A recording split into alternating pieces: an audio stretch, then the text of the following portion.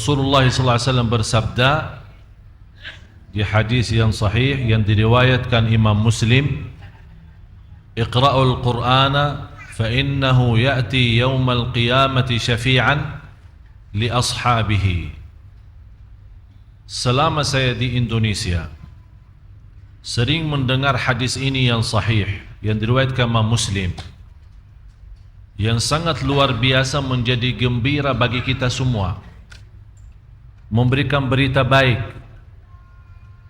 Al-Quran memberikan syafaat, tapi di akhir hadis itu disebut kata li ashabihi. Sering para ustad-ustad maupun para da'i yang selama saya di sini mendengar mereka berkata memberikan syafaat kepada pembaca. Yang membaca itu terjemahan yang salah, yang tidak sesuai hadis. Karena disebut di hadis itu bukan bacalah di awalnya kan, bacalah Al-Quran, karena sesungguh Al-Quran akan memberikan syafaat bagi orang-orang yang bersahabat sama Al-Quran. Itu kata li ashabihi. Bagaimana kita menjadikan Al-Quran sebagai kawan baru, teman kita. Istilahnya Bapak Ibu, kalau pemuda-pemuda kita yang punya pacar, kalau dia lagi sedih, curhat sama pacarnya. Kita lagi seandainya kita lagi stres di rumah tangga kita, mempunyai bermacam-macam masalah dari anak kita atau urusan-urusan yang lain, pasti kita mencari kawan yang kita bisa percaya. Artinya kawan yang bisa kita tumbahkan masalah kita. Saya tidak bicara kita menumbahkan masalah kita sama Allah, jelas kita semua menadu kepada Allah. Tapi pasti ada kita memiliki, ini sifat manusia.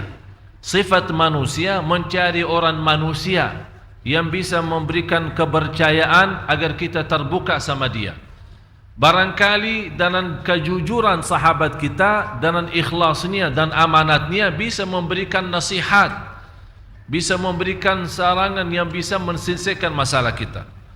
Tapi saat kita bercurhat, saat kita menceritakan masalah kita sama kawan yang kita percaya, dengan kawan yang kita sayangi, dengan seorang yang kita cinta, pasti akan merasa terharu dan sedih dan malah bisa menangis. Begitu selesai kita cerita panjang lebar kepada kawan kita, merasa apa ya? Lega ya? Sudah. Walaupun belum sempat dia berbicara apa-apa, belum sempat dia memberikan nasihat, belum sempat memberikan poin-poinnya untuk kita mendapatkan jalan keluar. Tapi karena kita menganggap orang ini seorang dekat sekali sama kita, cukup kita hanya terbuka sama dia, curhat, sudah selesai bagi kita masalahnya.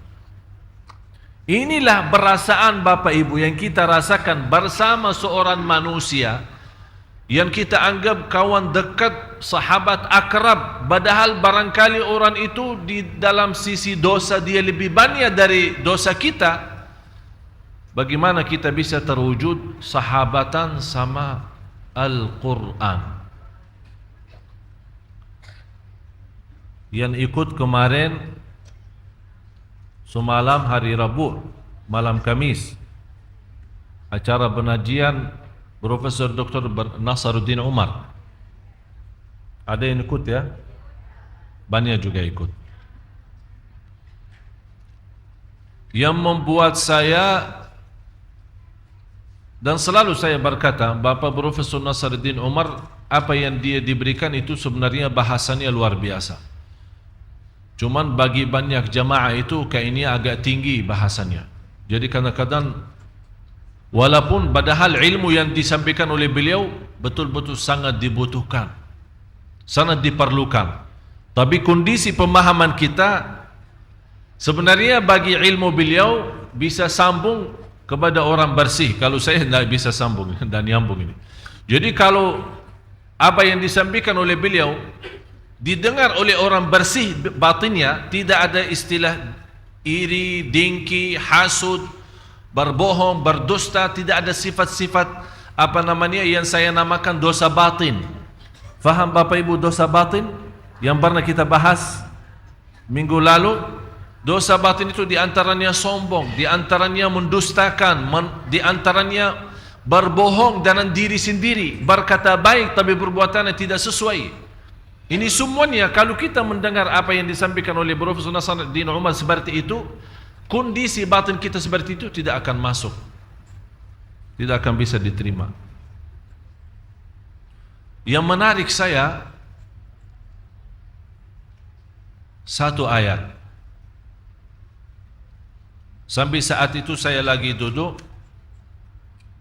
dan beliau menyampaikan, tapi sepertinya lupa ayatnya. Terus dia tanya sama saya, ini ayatnya apa Syekh? Saya jawab, qul hal yastawi alladhina ya'lamuna walladzina la ya'lamun, surah 39 ayat 9. Ini yang menjadi sekarang bahasan saya untuk malam ini.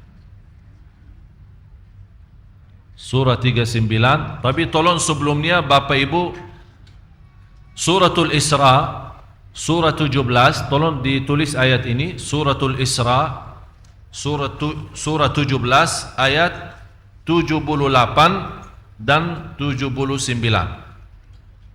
78, 79. Ini menjadi PR, terjemahannya, maknanya, belajarannya Bapak Ibu cari sendiri. Al-Isra 17 ayat 78 dan 79. Tapi surah 39 ayat 9 ini yang membuat saya dari kemarin tidak habis fikir. Sampai saya bicara jujur Bapak Ibu, saya bisa tidur semalam hampir jam 2. Karena ayat ini luar biasa menjelaskan makna hakiki dari kalau kita benar-benar mencari ilmu. Karena beliau membahas tingkatan ilmu kan, ada ilmu-ilmu yang namanya ilmu pengetahuan, tapi yang paling tinggi ilmu ma'rifah. Artinya ada ilmu yang di-store oleh manusia, ada yang ditransfer oleh manusia, oleh guru, dosen dan yang lain-lain. Tapi ada ilmu transferannya langsung dari Allah. Bagaimana kita bisa memiliki ilmu seperti itu? Itu yang dibawa oleh ayat surah 39 ayat 9. A'udzu billahi minasy syaithanir rajim. Amman huwa qanitun ana'al laili sajidan wa qa'iman yahdharul akhirata wa yarju rahmata rabbih. Qul hal yastawi alladhina ya'lamuna walladhina la ya'lamun. Sebenarnya surah Az-Zumar ini termasuk ayat-ayat sebelumnya, ayat 8, ayat 7, ayat 6. Semuanya memberikan berita-berita atau cerita manusia yang menghadapi bermacam-macam kesulitan dan kesusahan. Sampai kita mendengar ayat-ayat itu sebelum ayat 9 ini, seolah-olah kita melihat gambaran yang negatif. Tapi Allah subhanahu wa ta'ala menutupi berita itu dengan gambaran yang luar biasa positifnya. Artinya kalau kita mau mengatasi negatif ayat-ayat sebelumnya, artinya ayat-ayat yang membuat kita belum begitu faham, atau kehidupan kita yang membuat kita selalu menghadapi permasalahan, kesulitan dan kesusahan, itu ayat yang 9. Amman huwa qanitun ana al-laili sajidan wa qa'im. Mohon terjemahannya Ustaz.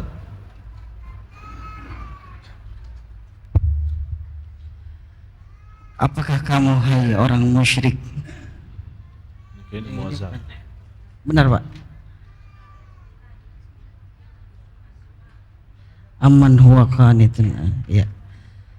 Apakah kamu hai orang musyrik yang lebih beruntung, ataukah orang yang beribadah di waktu malam dengan sujud dan berdiri, sedang ia takut kepada azab akhirat dan mengharapkan rahmat Tuhannya?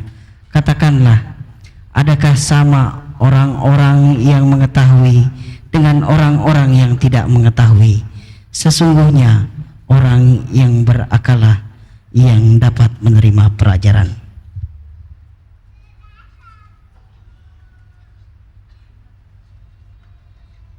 Lanjut. Itu muazan. Oh, Ini muazin tidak ada.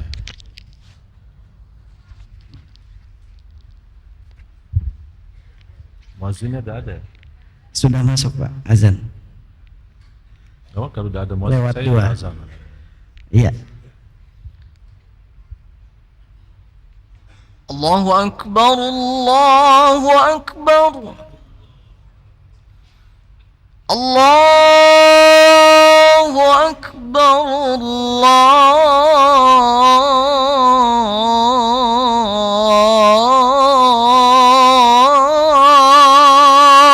Akbar. أشهد أن لا إله إلا الله.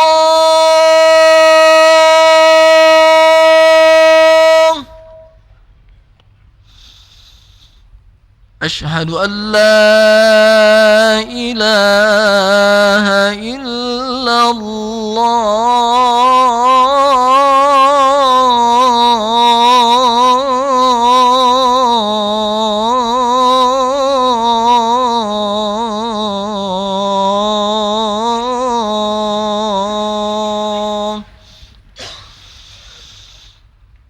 أشهد أن محمدا رسول الله.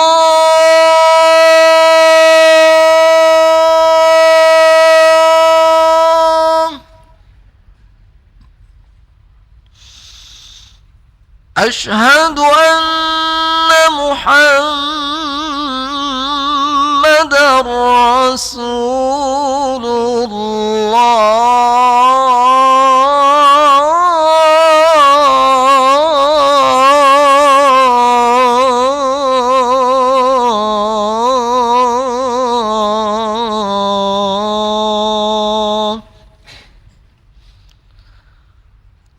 حي على الصلاة.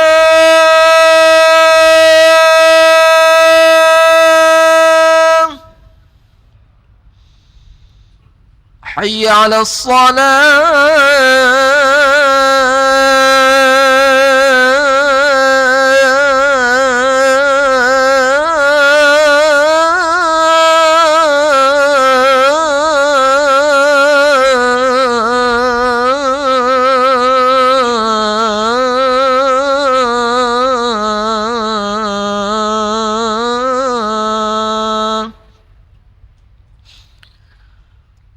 حي على الفلاح.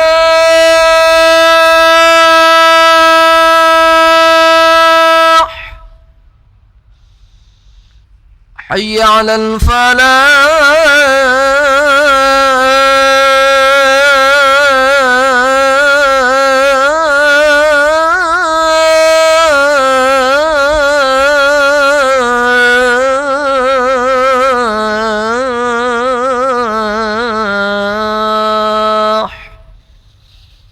الله أكبر، الله أكبر. لا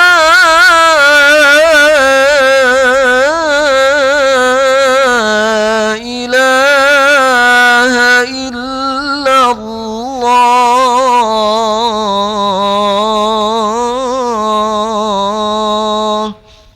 لا إله إلا الله محمد رسول الله. اللهم رب هذه الدعوة التامة والصلاة القائمة آت سيدنا محمدا الوسيلة والفضيلة والشرف والدرجة العالية الرفيعة وابعثه مقاما محمودا الذي وعدته إنك لا تخلف الميعاد. بسم الله الحمد لله اللهم صل على سيدنا محمد وعلى آل سيدنا محمد.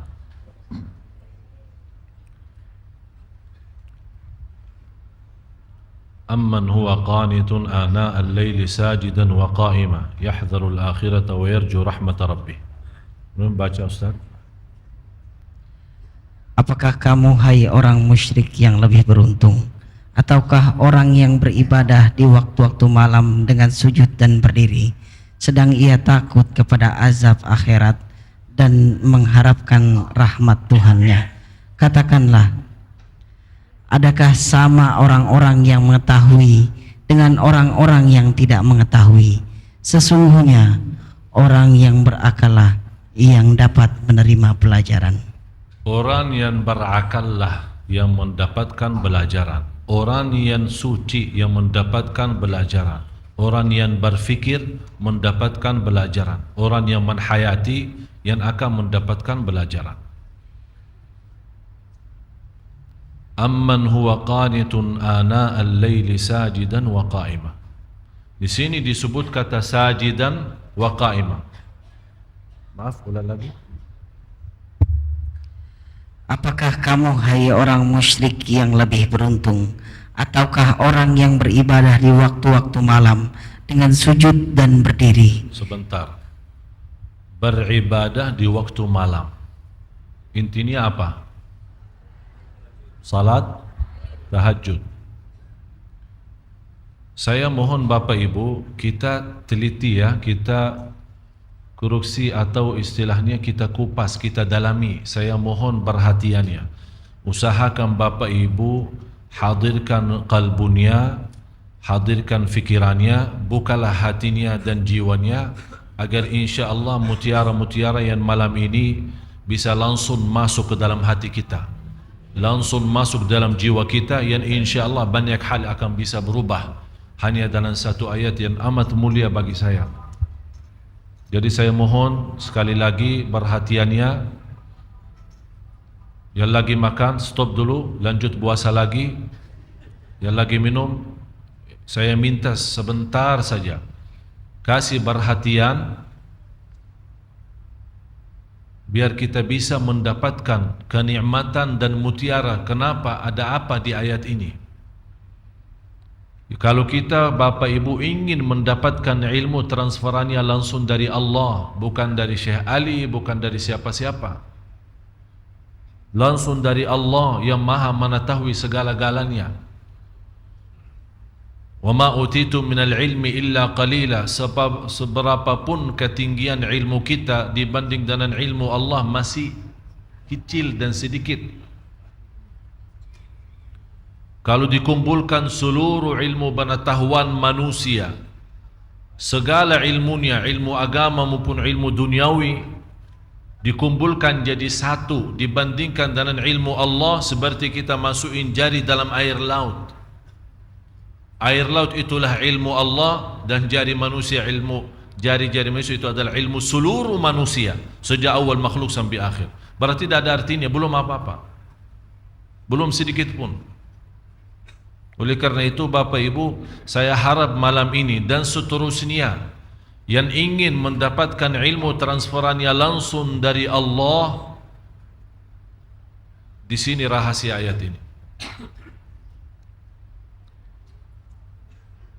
Dengan rahasia ayat ini bisa kita mengisi charger ya, cas. Apa yang dicas? Kalbu dan jiwa.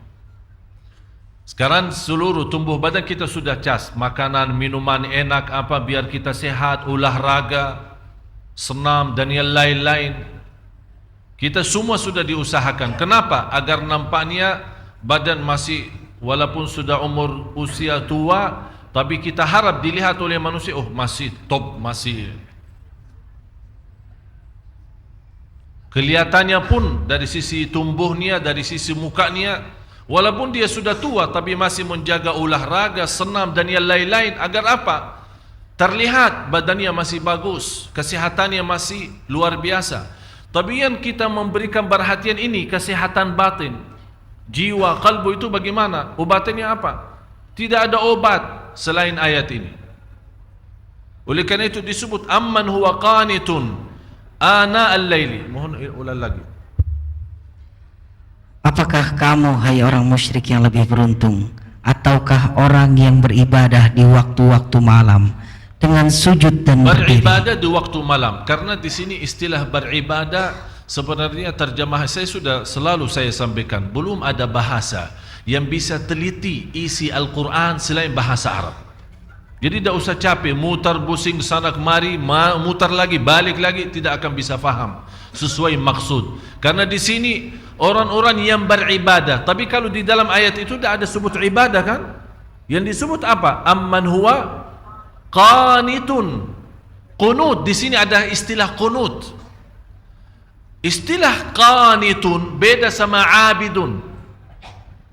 Abidun itu dikenal sebagai ahli ibadah. Tapi qanitun, dia memiliki sebuah keistimewaan yang luar biasa. Karena istilah qunut, sebagaimana penjelasan Imam Syafi'i, al-qunutu tulul qiyam. Qunut itu lama berdirinya. Dan lama berdiri itu hanya khusus untuk salat tahajud. Kalau Bapak Ibu yang sudah berangkat umrah bulan puasa, dilihat bagaimana bacanya imam.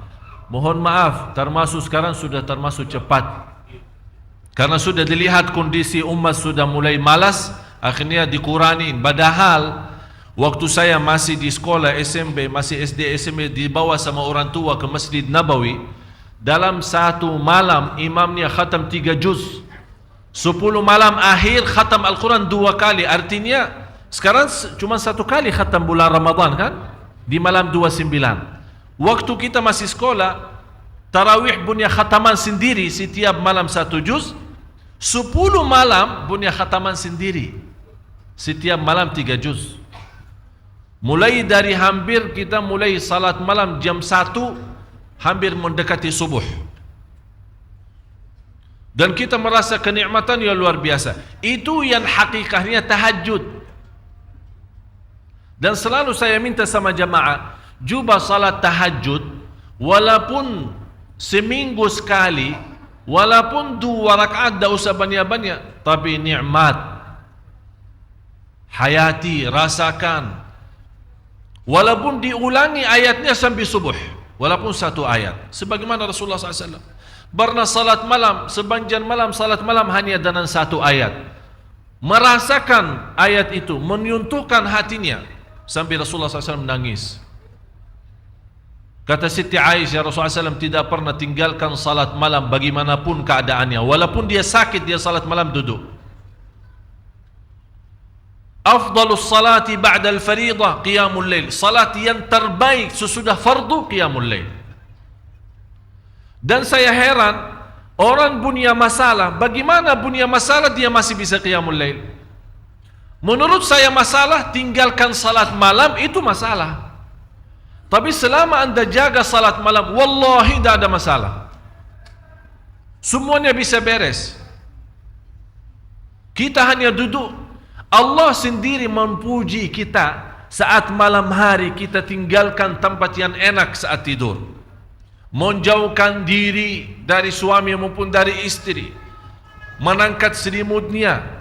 Allah Maha melihat, dan di situ Allah tunjukkan kepada malaikat, ya malaikati, hei malaikaku, lihat apa yang dilakukan oleh hambaku. Tinggalkan lazatnya tidur, tinggalkan enaknya istirahat untuk hanya mencari ridhaku. Saksikan wahai malaikaku, apapun yang namanya susah tidak ada di dalam hidup orang itu. Allah yang janji Bapak Ibu. Jadi menurut saya, pintu langsung kita bisa menyelesaikan masalah, tidak bagi siapapun, tidak di antara siapapun, hanya lewat langsung kepada Allah, itu qiyamul lail. Asahhun nasi abdanan, yang paling sehat tumbuhnya yang jaga salat malam. Yang paling sinar mukanya yang jaga salat malam. Yang paling suci batinnya yang jaga salat malam. Yang paling berkah ucapannya yang jaga salat malam. Yang paling mulia perbuatannya yang jaga salat malam. Semua terjamin berkah kata, baik perbuatannya, suci batinnya. Malah dari sisi salat malam, karena terisi ketakutan kepada Allah, dan ketakutan yang terisi kalbu, terbakar namanya syahwat. Dan isi ketakutan dalam hati kita saat salat malam, karena yang membuat kita salat malam, mungkin ada di sini ayat, amman huwa qanitun ana al-laili sajidan, bersujud dan Ustaz, berdiri, bersujud dan berdiri. Kenapa disebut di sini sujud dan berdiri? Tahu kenapa Bapak Ibu? Saat bersujud kita tunjukkan rendah hati. Saat bersujud walaupun namanya muka, kalau kita tunduk kepada selain Allah terasa terhina. Tapi kalau kita bersujud untuk Allah terasa bangga. Saat berdiri terasa lembut hati. Bagaimana terasa lembut hati? Karena saat berdiri dianjurkan, saat kita berdiri kan mata kita kan tambah sujud. Sampai tidak berani menangkat mata, melihat ke atas. Seolah-olah kita merasa sudah Allah di hadapan kita, malah kita malu karena masih muka kita, mata kita, mulut kita masih tercampur banyak dosa dan maksiat. Kita malu menangkat. Ini yang membuat kehadiran kalbu dan fikiran saat itu merubahkan qiyam itu istimewa. Sampai Allah menikmati saat kita berdiri. Oleh karena itu disebut di ayat ini, amman huwa qanitun ana al-laili sajidan wa qa'ima. Bapak Ibu, kenapa di sini didahulukan kata sajidan, bersujud dan berdiri? Padahal kita tahu sama-sama berdiri kan sebelum sujud kan? Tapi kenapa di sini didahulukan sujud? Aqrabu ma yakunu al-'abdu ila Allah wa huwa sajid. Paling dekat posisi hamba kepada Allah saat sujud. Paling dekat posisi kita di hadapan Allah saat Allah mendahulukan sujud daripada berdiri, padahal kita tahu berdiri duluan. Allah menanamkan rasa rindu kepada sujud. Oleh karena itu tertanam kita berdiri lama, nikmati bacaan, seperti dari bacaan Al-Fatihah dan ayat-ayat yang lain, kita terasa lagi memuji Allah, membaca kalamullah, menagungkan dan membesarkan Allah lewat bacaan Al-Quran. Dan terasa, ya Allah, saya sudah lama dan banjan berdiri untuk memujimu. Ya Allah, saya rindu bersujud agar menjadi mendekatimu. Masya Allah. Jadi posisi berdiri dan sujud itu ada ikatan yang luar biasa. Oleh karena itu di rahasia ayat ini dibawakan kata sujudan, sajidan, wa qa'ima. Yang lebih indah lagi Bapak Ibu, dibawa kata sajidan, bukan sujudan. Kenapa sajidan? Itu merubahkan orang ini sangat membutuhkan kedekatan kepada Allah. Memang Bapak Ibu semua saya yakin sangat merindukan menjadi hamba yang terdekat kepada Allah. Itu sujudnya. Oleh karena itu dalam kesempatan saat sujud diserahkan oleh Rasulullah kita berbanjang doa, menadu, bermunajat. Karena saat berdiri lama memuji Allah lewat bacaan Quran, kita sekarang mulai minta hajat. Karena saat berdiri kan dah boleh doa. Kapan boleh doa saat? Apa yang kita baca saat berdiri? Alhamdulillahi Rabbil Alamin. Artinya apa? Segala puji. Berarti kita membaca Al-Quran sebenarnya intinya memuji Allah. Kita belum minta apa-apa. Cuba bayangkan kalau ada seorang manusia mulia atau orang kaya, kita duduk di hadapan dia atau berdiri di hadapan dia, kita 1 jam puji dia di depan ribuan orang.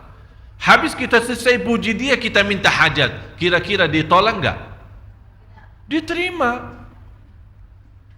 Saya pernah melihat ada seorang bawa kata syair memuji seorang raja di Arab. Sampai di bawah kata-kata, sampai terus terang saja saya tersentuh hati saya.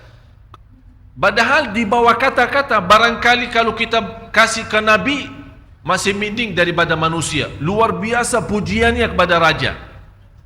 Sampai raja sendiri sudah merasa dirinya kagum, sudah tidak bisa bertahan saking pujiannya tinggi.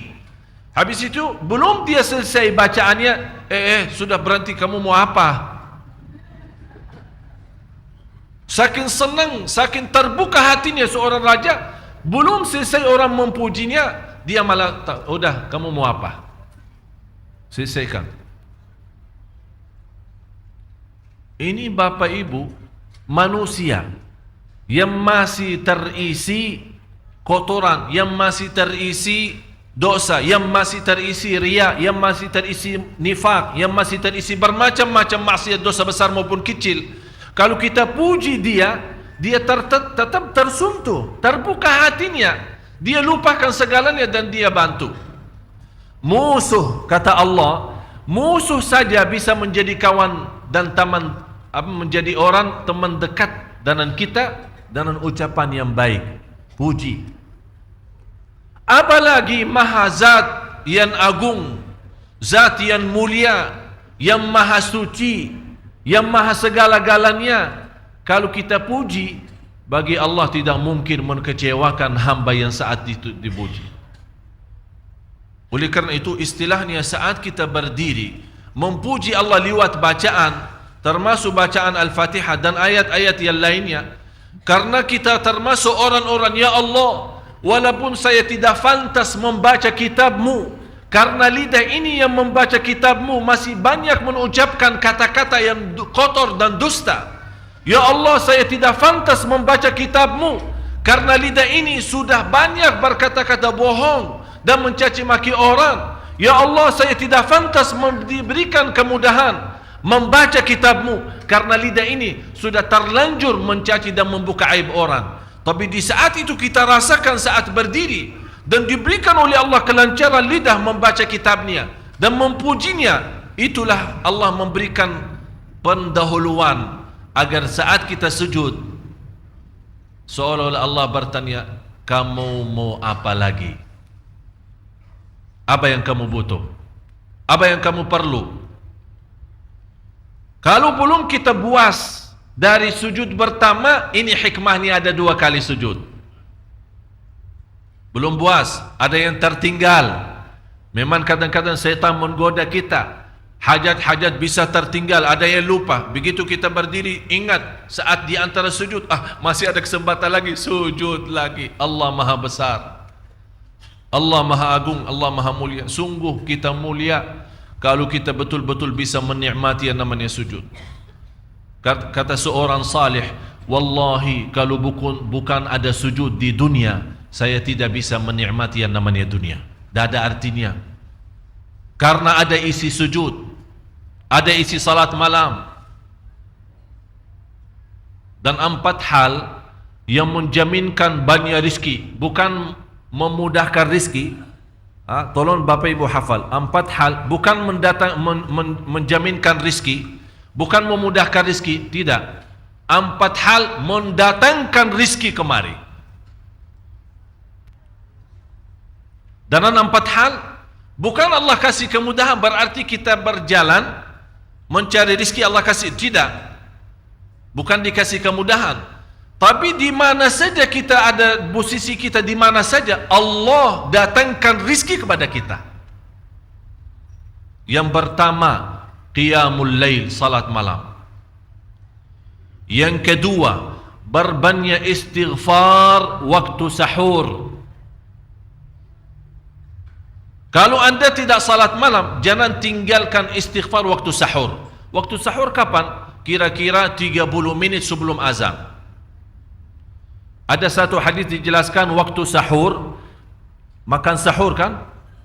Tapi ada yang suka makan sahur jam 1, ada yang suka jam 2. Tapi menurut saya waktu yang tepat untuk makan sahur dikirakan membaca 50 ayat.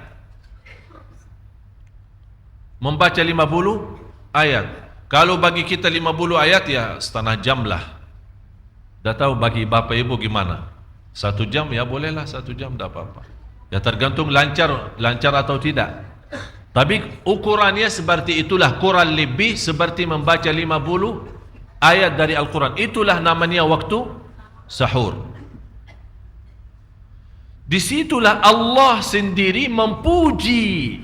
Allah bangga dan senang terhadap orang yang sahur. Sampai ulama berkata, tidak ada ibadah yang terbaik di waktu sahur selain istighfar. Jadi boleh baca Quran, boleh salat malam, boleh zikir, boleh apapun, tapi yang terbaik istighfar. Jadi tinggalkan segalanya, tinggalkan Quran, tinggalkan salat malam, tinggalkan baca Quran, tinggalkan zikir. Fokus hanya istighfar.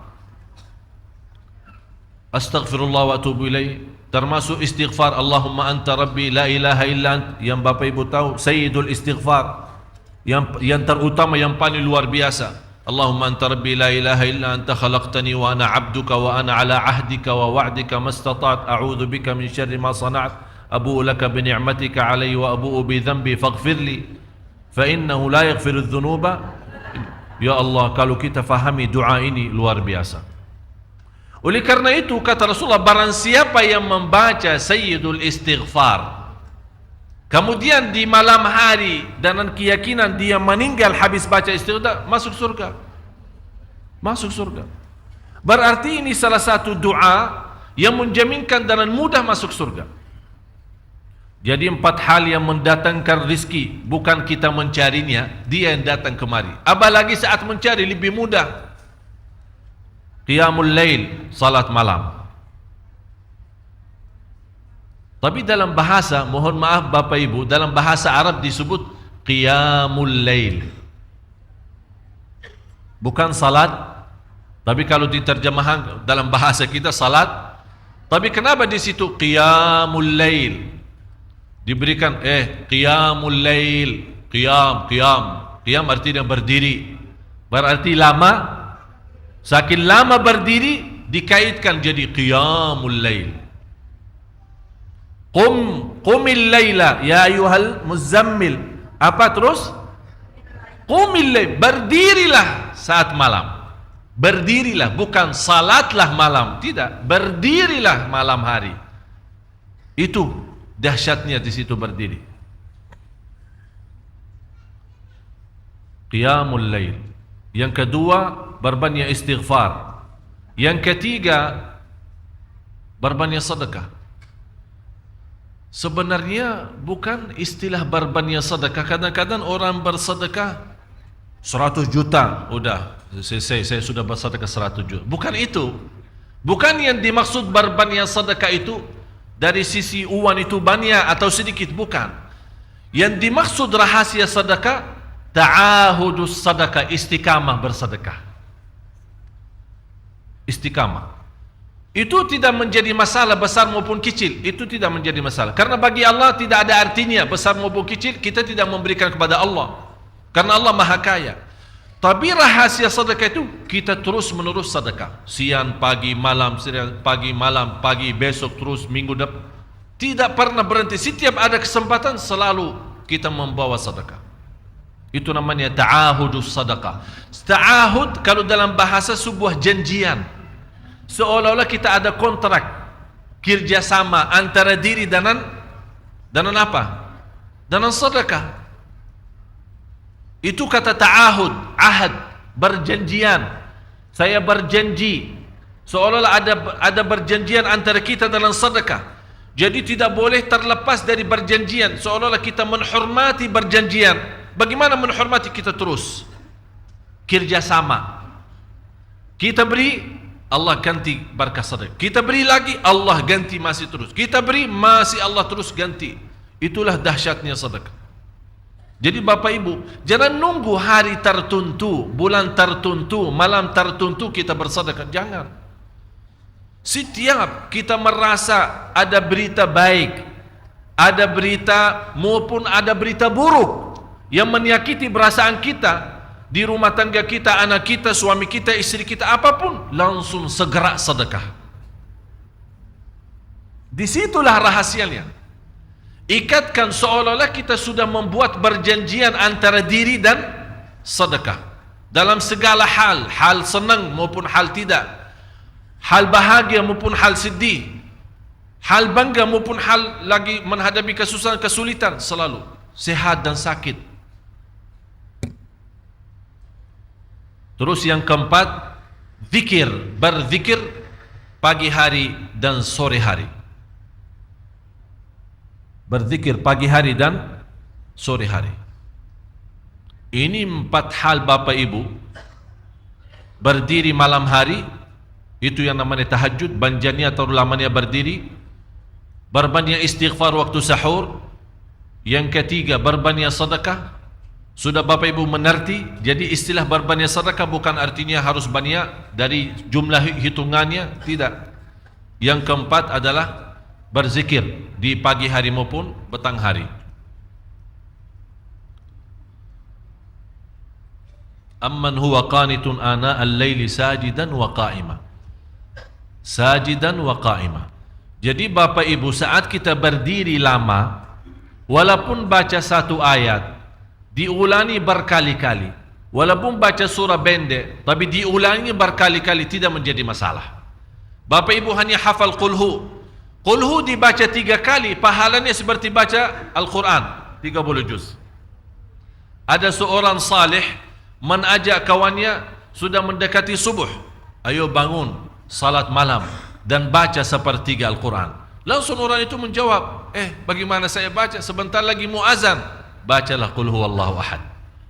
Salat malam dan qul huwallahu ahad. Jadi Bapak Ibu, yang saya harap, jangan susah fikir, ya Allah saya mau baca apaan. Tidak usah susah fikir. Baca dan nikmati, yang penting nikmati bacaan. Walaupun qul huwallahu ahad setiap hari. Kalau kita pusing baca, Allah tidak akan pusing mendengar. Malah Allah paling senang mendengar bisikan bacaan dan bisikan doa kita malam hari.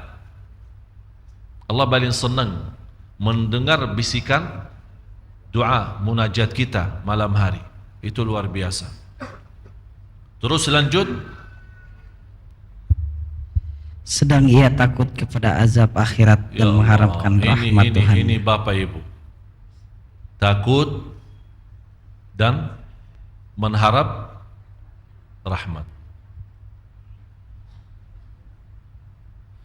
Inti daripada salat malam, inilah rahasia kalau Bapak Ibu mau mendapatkan transferan ilmu dari Allah. Yahdharul akhirah, takut kepada Allah dan takut hari akhirat. Takut aib kita ditahu oleh miliaran manusia. Takut dosa kita ditahu oleh miliaran manusia.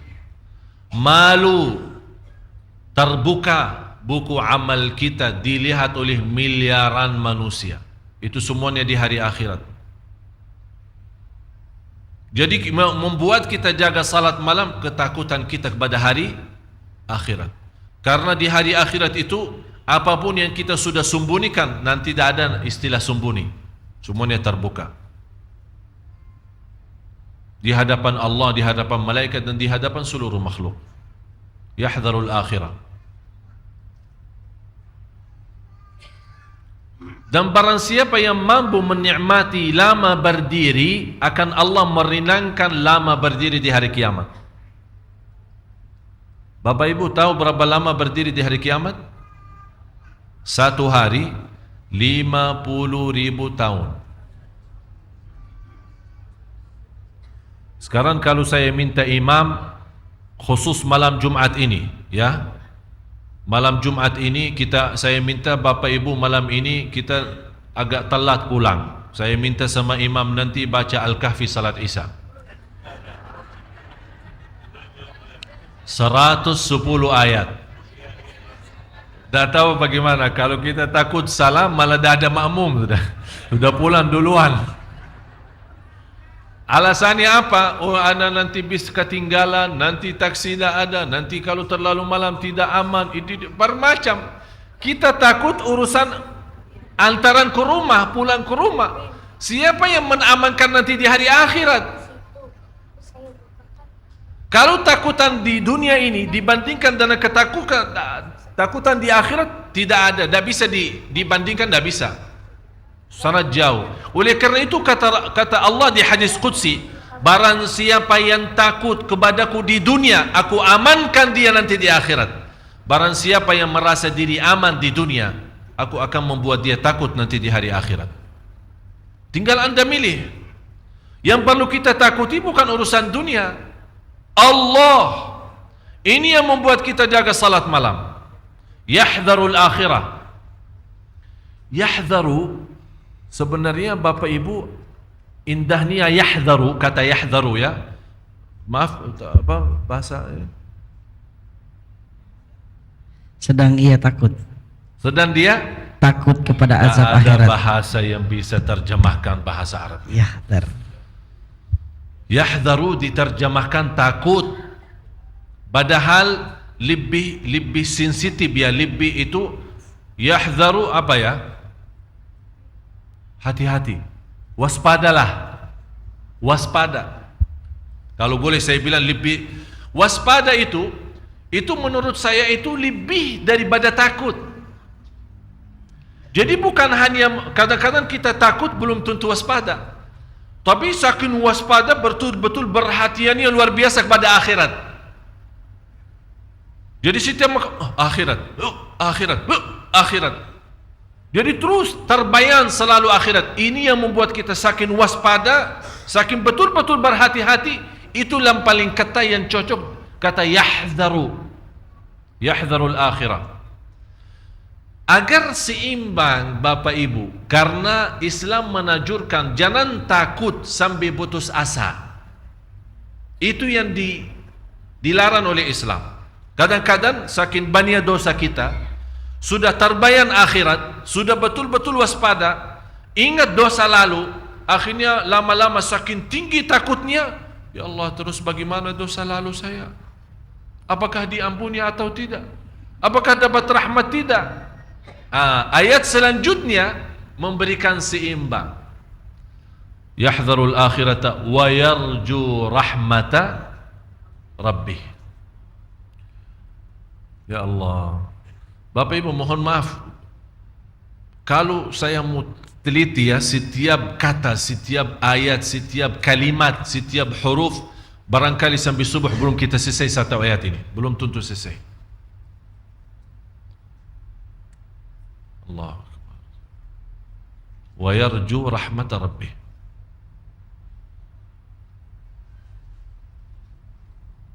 Yarju beda artinya sama raja.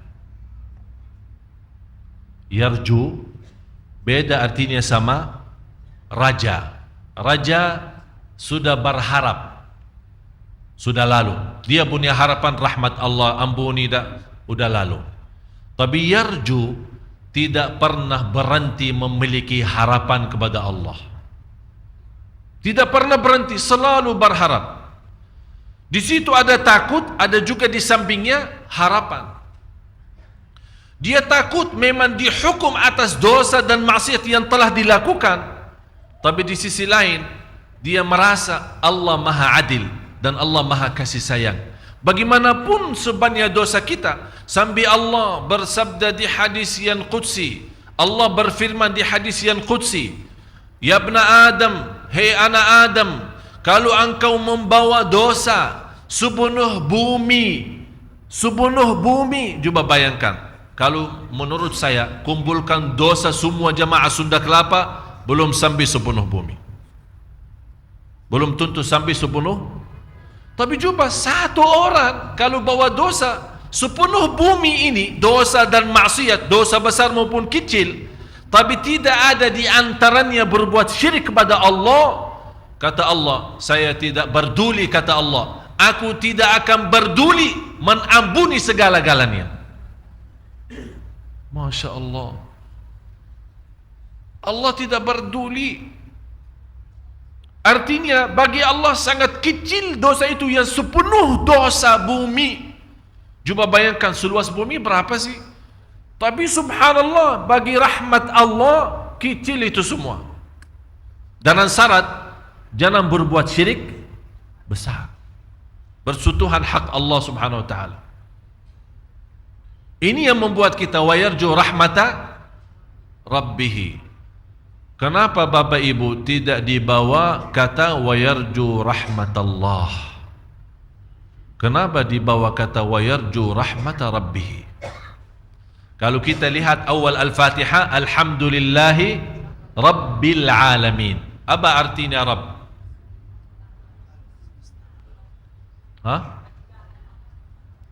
Menjaga.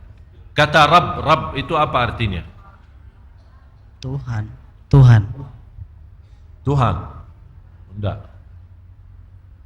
Saya kasih gambaran biar insyaallah Bapak Ibu bisa lebih faham ya. Orang tua punya anak. Segala kebutuhan anak diberikan oleh orang tuanya. Jadi anak menanggap bapaknya, apalagi pas dia masuk membawa bermacam-macam makanan dan minuman. Karena anak itu tidak tahu istilah Tuhan atau Allah, dia menganggap bapaknya segala-galanya. Rizki bapak, mainan bapak. Dia datang dari luar membawa banyak macam-macam. Seolah-olah anak itu sudah merasa segala kenikmatan dan kebutuhan oleh anak itu ditutupi dan dipenuhi oleh ayahnya. Segala kenikmatan, segala rahasia, segala kemuliaan semuanya dari ayahnya. Oleh karena itu dinamakan Rabbul Bait. Rabbul Bait artinya Rabb rumah tangga. Rabb artinya kepala. Seolah-olah karena segala-galanya untuk anaknya adalah dari dia. Yang mendidikkan anak itu, yang membesarkan anak itu dengan segala rizki yang dia bawa kemari untuk anak itu. Oleh karena itu dinamakan Rabb. Tapi kalau kita kata Rabb sendiri maksudnya Allah. Tapi kalau misal kita bilang Rabbul Masjid atau misal Rabb rumah, apa artinya Rabb rumah? Kepala rumah yang bertanggung jawab segala-galanya. Misal Rabb mobil, apa artinya Rabb mobil? Yang punya mobil. Tapi kalau kita bilang Rabbul Bait, kalau di surat Quraisy kan ada ila fihim rihlatash falyabudu rabb hadzal bait.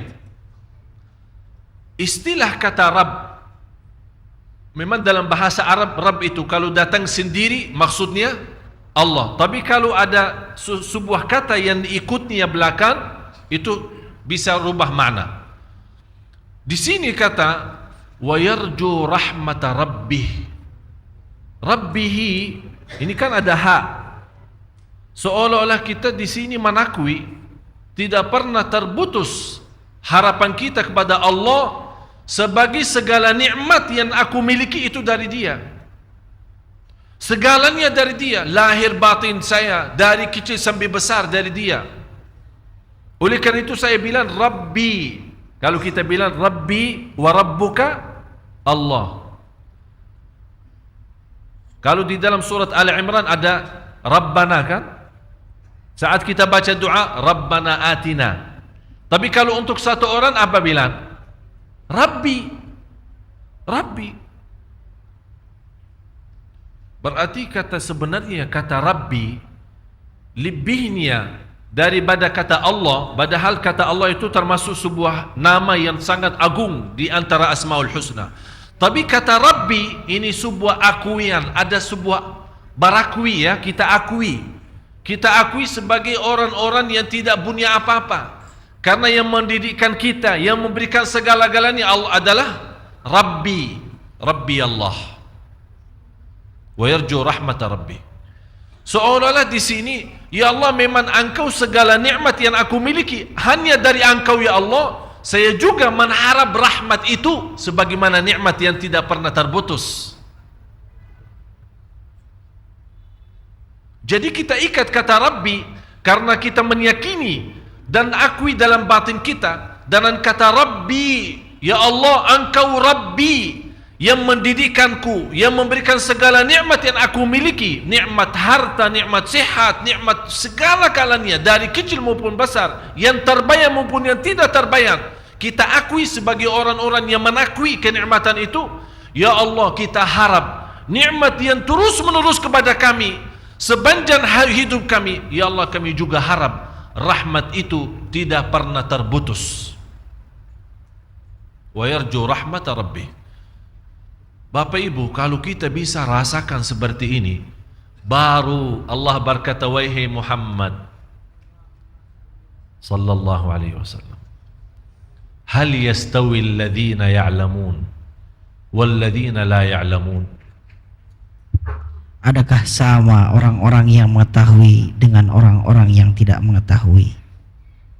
Apakah sama Bapak Ibu yang tahu sama yang tidak tahu?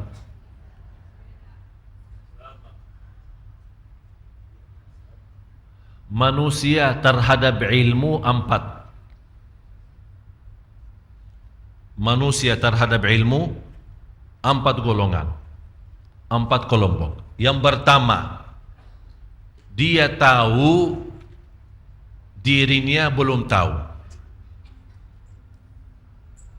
Ini maaf ya, bahasa mungkin agak sedikit aneh ya.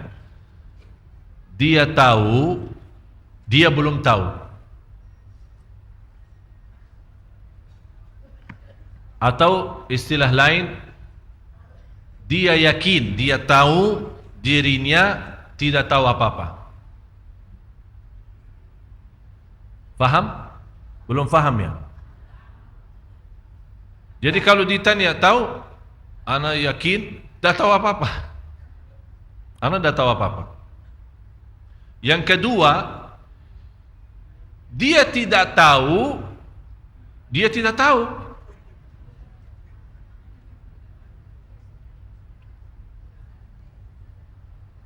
Ini juga menjadi masalah. Dia tidak tahu dirinya, tidak tahu apa-apa. Yang ketiga, dia tahu dirinya tahu. Dia tahu dirinya tahu. Terus yang keempat kira-kira apa?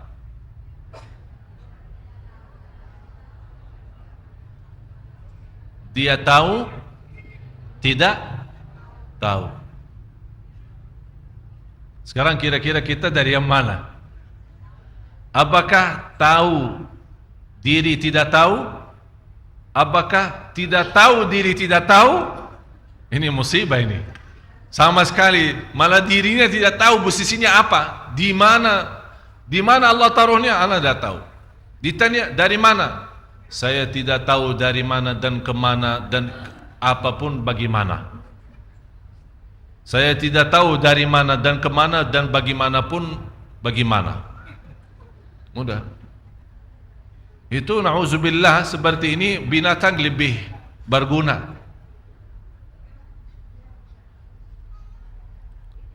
Yang pertama, dia tahu dirinya tidak tahu. Yang kedua, dia tahu dirinya, dia tidak tahu dirinya tidak. Ini musibah ya? Mudah-mudahan tidak ada di antara kita yang tidak tahu dirinya tidak tahu. Yang ketiga, dia tahu dirinya tahu. Yang keempat, dia tidak tahu dirinya tahu. Maaf saya memang bawa bahasa tabian mungkin, tapi Bapak Ibu sudah faham tujuannya, maksudnya apa. Itulah qul hal yastawi alladhina ya'lamuna walladhina la ya'lamun. Apakah tahu, apakah sama orang yang tahu sama yang tidak tahu? Berarti yang tahu 2 golongan, yang tidak tahu juga. Yang tahu dirinya tidak tahu, ada yang tahu dirinya sudah tahu. Ada yang tidak tahu dirinya tidak tahu, ada yang tidak tahu dirinya tahu. Menjadi tahu aja. Mau makanan tahu ya. Jadi makanan tahu dan tempe. Qul hal yastawi alladhina ya'lamuna wal ladhina la ya'lamun. Sebelum ditutupi ayat ini, Allah berkata apa? Ustaz. Innama yatadzakkaru ulul albab. Sesungguhnya orang yang berakalah yang dapat menerima pelajaran. Mudah-mudahan Bapak Ibu di hari ini diberikan oleh Allah kecerdasan fikiran, bisa memahami ayat ini.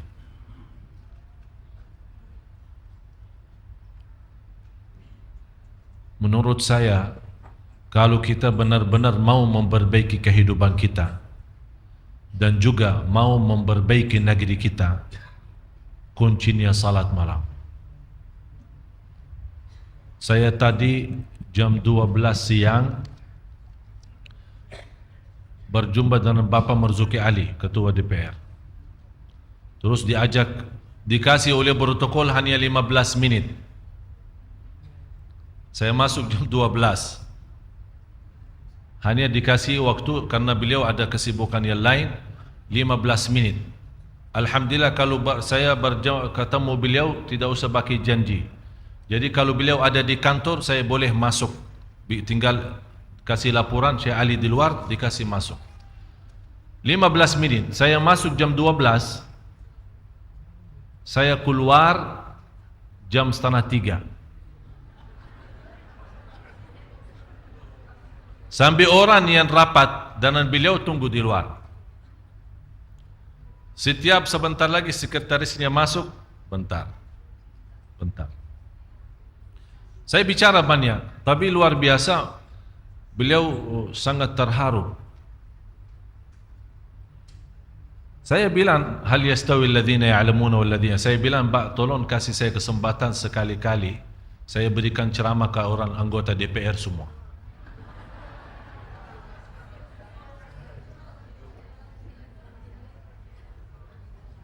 InsyaAllah dengan pertolongan Allah keluar dari DPR semua nangis. Tapi nangisnya yang insyaAllah yang rubah hidup mereka. Bukan nangis yang tapi habis nangisnya malah hilang sandal. Ada satu cerita, seorang salih khutbah Jumat. Khutbah yang membuat jamaahnya nangis, terharu, tersentuh. Begitu bubar dari salat Jumat, malah hilangnya sandal imamnya hilang. Dia heran, kalau memang semua jamaah nangis, yang curi sandal saya siapa sih? Jadi kan nangis bermacam-macam. Yang kita harap nangisnya itu yang bisa merubah kita, yang bisa menanamkan rasa malu, yang bisa menaikkan kualitas takut.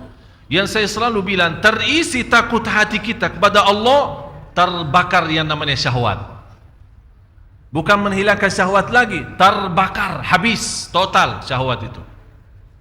Jadi bagaimanapun datang syaitan menggoda, tidak ada lagi. Tidak ada yang tersisa dari syahwat karena sudah terbakar habis. Itulah saking nikmatnya ayat ini. Yang mudah-mudahan Bapak Ibu kita menjadi orang yang disebut oleh Allah di ayat 9 ini. Innama yatadzakkaru ulul albab. Ya Allah, jadikan Bapak Ibu semua ahli ulul albab. Ulul albab dijelaskan oleh ulama yang berakal selamat. Akal selamat artinya bukan orang stres, bukan. Akal selamat artinya memiliki kecerdasan yang bisa memahami tujuan daripada ayat. Oleh karena itu Bapak Ibu, saya harap saat anda nanti malam salat malam, apalagi malam Jumat, saya minta semua jamaah mulai malam ini kita bikin sistem baru salat malam. Mudah-mudahan karena malam ini malam Jumat dan malam berkah, kita harap mulai malam ini Allah rubah segala-galanya ke depan. Hajat dunia, hajat akhirat, urusan rumah tangga, urusan usaha, urusan rizki, urusan kesehatan kita, segala-galanya Allah uruskan. Jadi kita benar-benar kita buka jubah. Saya yakin kalau Bapak Ibu masuk, apalagi malam Jumat, malam yang penuh barakat dan rahmat, di waktu sahur sebelum subuh, kira-kira 1 jam atau setengah jam saja, tidak usah lama. 2 rakaat tapi dengan nikmat, dengan enak, senang, rasakan. Terasa kita berdiri di hadapan Allah dengan rindah hati, dengan tawadhu, lembut, dan merasa merindukan segera sujud. Karena habis lama berdiri, saya yakin akan Bapak Ibu malam besoknya, walaupun capek, walaupun ngantuk, walaupun mau tidur, Allah kasih energi untuk kita bangun salat malam lagi. Karena kita sudah terasa indahnya, sudah terasa kenikmatannya. Wallahi kalau bukan salat malam, tak ada lazat di dunia, tak ada istilah nikmat di dunia. Kata ulama, ada surga Allah di dunia. Barang siapa yang masuk surga Allah di dunia, pasti masuk surga Allah di akhirat. Salat malam surga Allah di dunia. Salat malam. Siap?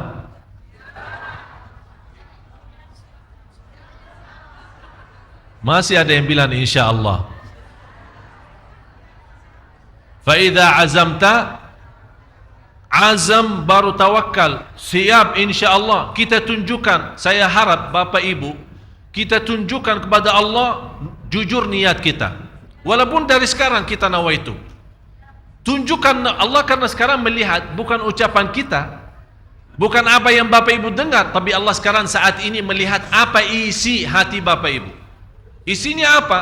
Kita, Allah melihat isi hati saya akan tunjukkan Allah. Seolah-olah kita berkata dari dalam hati saya, ya Allah, lihat saja nanti. Lihat saja nanti bagaimana.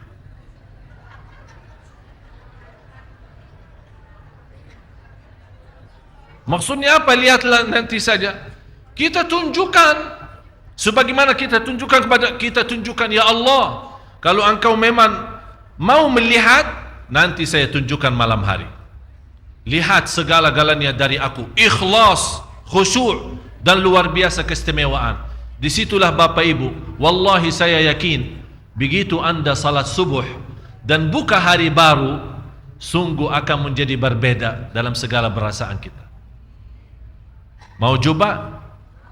Nanti malam. Lapangannya nanti malam.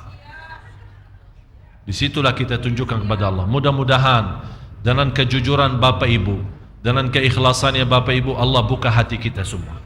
Diberikan kecerdasan pikiran agar kita bisa menikmati dan memfikirkan. Saya mohon, sebelum kita bubar acara ini, saya mohon semuanya malam ini memberikan sedekah agar bisa dipimpin oleh Allah nanti malam untuk salat malam. Semuanya. Kalau ada kota amal silahkan isi. Kalau tidak ada kota amal, bagaimana tolong diaturkan panitia-panitia masjid.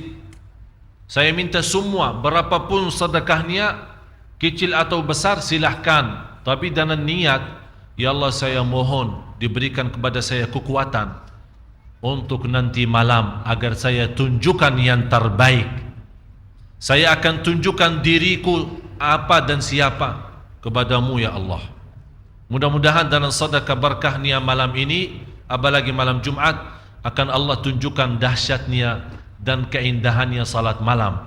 Disitulah kehidupan kita insyaAllah ke depan menjadi istimewa dan berkah. Amin ya Rabbal Alamin. Mohon panitia tolong, mana panitia masjidnya? Tolong dibantu. Mau bagi sarung saya, bagi. Bagi sarung saya.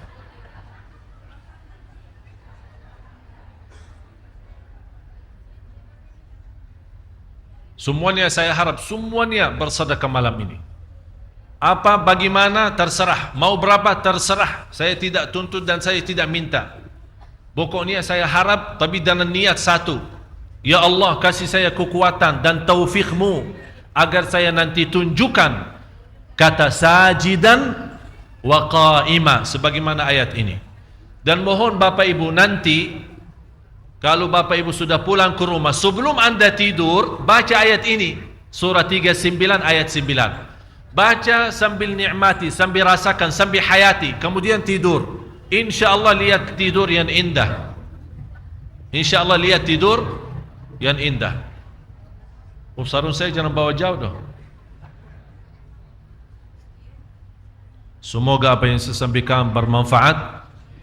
Semoga bagaimana kita sama-sama berkumpul di sini, mudah-mudahan diberikan oleh Allah kemuliaan, sama-sama jumpa lagi di surga Allah bersama Nabi Muhammad sallallahu alaihi wasallam.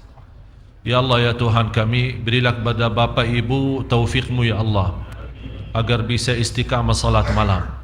Dengan berkahnya salat malam dan keindahan salat malam, kita mampu memiliki kehidupan yang bahagia, rumah tangga yang sakinah mawaddah rahmah, dan segala kesulitan dan kesusahan dijauhkan oleh Allah dengan salat malam. Ya Allah, kuatkanlah kami agar istiqamah salat malam. Ya Allah, berilah taufikmu. Ya Allah, berilah kepada kami taufikmu agar mampu menjaga salat malam dengan seindah-indah ayat ini ya Rabbal Alamin. Agar kami mendapatkan ilmu langsung darimu ya Allah, ilmu laduni ya Allah, ilmu ma'rifat ya Allah, birahmatika ya arhamar rahimin. Ampunilah segala dosa kami, ampuni kekurangan kami, dan tutupi aib kami. Dan ya Allah, maafkan atas kesalahan kami ya Rabbal Alamin. Ampuni orang tua kami ya Allah, ampuni orang tua kami, dan ampuni saudara kami muslimin, muslimat, mukminin, mukminat yang hidup maupun yang telah wafat. Ya Allah, aku mohon dengan nama-Mu yang agung dan mulia untuk Bapak Ibu. Ya Allah, jauhkan wajah Bapak Ibu dari neraka Jahannam ya Allah.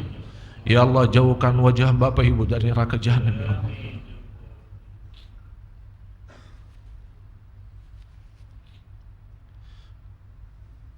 Ya Allah,